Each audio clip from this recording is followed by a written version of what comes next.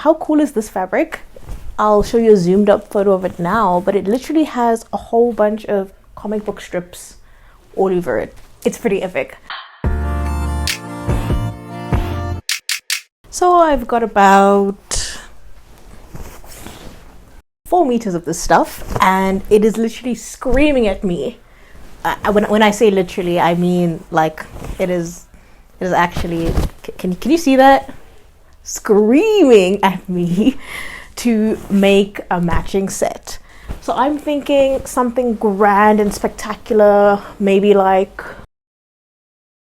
a kimono jacket coat sort of thing, and then also a matching pair of pants. So I started out by laying my lovely Ankara fabric that was kindly gifted to me on the floor before trimming this one side just to even out the print. I'll keep this offcut to use later on. Then I divided my fabric into two, reserving one half for the pants and the second half, which I'll start with, to make the kimono. I folded the fabric in half and decided it was a good time to lie on the fabric to see if I was happy with the length that the garment would end up. I then folded my fabric in half again. Now, with 4 layers of fabric stacked on top of each other, I drew a curve from the folded edge to the top edge of the fabric to form the neckline. Then, from this top edge down, I measured the width that I wanted my sleeves to be and made a mark here. Finally, from the folded edge, I measured how wide I wanted the kimono to be. This is essentially half the back panel and the front panel combined. Connecting these 2 marks that I've drawn with a curve, I then drew a line down the kimono, sloping this out gradually as I reached the bottom so that the kimono would flare out. I then cut along all these lines, reserving the offcuts because I might need them later on for something else. Unfolding the fabric, you can now see the shape of the kimono coming through, except at this point it's more of a giant t-shirt with the sides open rather than a jacket-style garment. So, to make the last cut, I opened up the sleeves and folded the garment in half along the body so that I could make a cut from the edge of the neckline down the front of the kimono to separate the 2 front panels. So here's what it's looking like on. I just need to connect the sleeves together and sew along the side seam, and then it's basically done. So all that's left is the finishing. Along the whole of the front here, I'm going to use the strip of fabric that I cut off, and I already folded it and pressed it in half to make sort of like a bias binding. And this is just going to go all along the front here, and then whatever is left over I'll probably put along the sleeves and maybe across the bottom edge as well. So I'm going to go ahead and do that.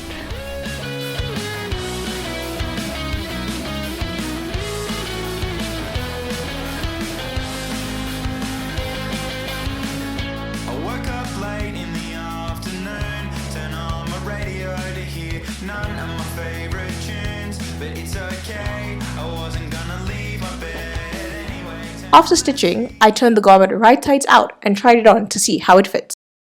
I thought I was nearly done, but after I sewed up the sides, I realized that I didn't like it. So now, I am seam ripping all along the side, maybe up until my waist, and then I'm going to put these strips of fabric down the side, similar to the front, to finish it off, and then hopefully I will be satisfied with this kimono coat thing.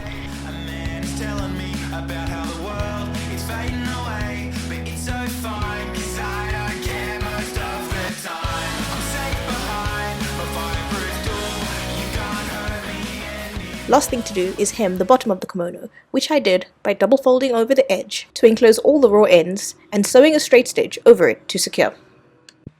And yeah, that means that the kimono is now done. Let's see how quickly I can sew up these elasticated waistband pants with pockets. From the kimono offcuts, I cut 2 identical pieces for the pockets. Then I grabbed my second 2-meter length of fabric and folded it in half lengthways. I used this wide leg jumpsuit to make the pattern for the pants, folding it so that only half of the front panel is visible, and then also folding the top down so it resembles pants. Using this as a template, I then cut the 2 front panels out, remembering to add seam allowance where necessary. I also made the pants a bit longer. I repeated the same method to draft the back panels.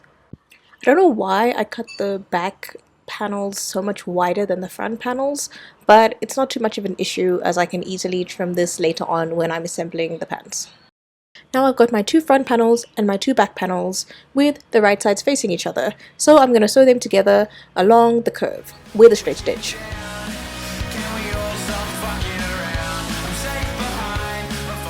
To prepare the front panel for the pockets, while it's still in the fold, I'm going to draw a curve from the side seam to the top. That will be the pocket design. Because of course I'm adding pockets to my garment, especially because industry already doesn't do this nearly enough. Bringing the pocket bags into the mix, I'm unfolding them both and laying them on top of each other before aligning the side seam with the side seam of the front panel so that I can cut out this curve through all 4 layers of fabric. Then separating all the pieces and unfolding the front panel of the pants, I lined up the curves of the pocket bags with the corresponding curves on the front panels and sewed them together.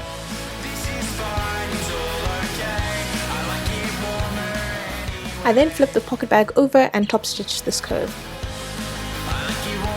This is my first time sewing a pocket like this, and I'm really chuffed with how it's coming out. So I sewed the bottom of the pocket shut to make it fully functional. Both the front side and the back side of the pants are complete, so it's time to put them together into a single pair.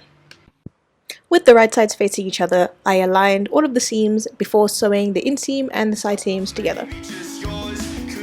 Last thing to do is sew the waistband and attach it to the pants before inserting the elastic and sewing everything up. Now the pants are complete, so are you ready for the final reveal?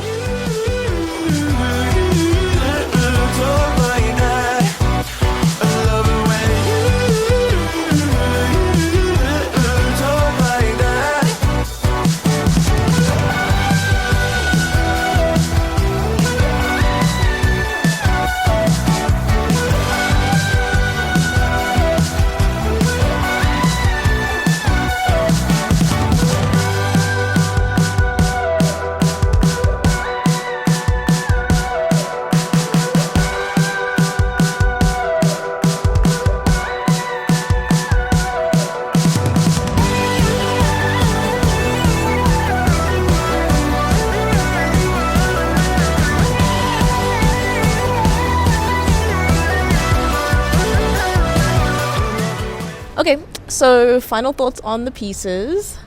I really like them both. I think they look very cool, although I am highly unlikely to wear them together as a set. I just think that the pants will have a lot more wear in my wardrobe, just day to day, very easy breezy, cool pants. Yeah, this is a bit more dressed up, I think, the top. But I like them both. They're both pretty cool. Yeah, if you wanted to have a look and see what they look like together. These are the vibes. These are the vibes. There's one other secret feature that I added to the pants, which are just these little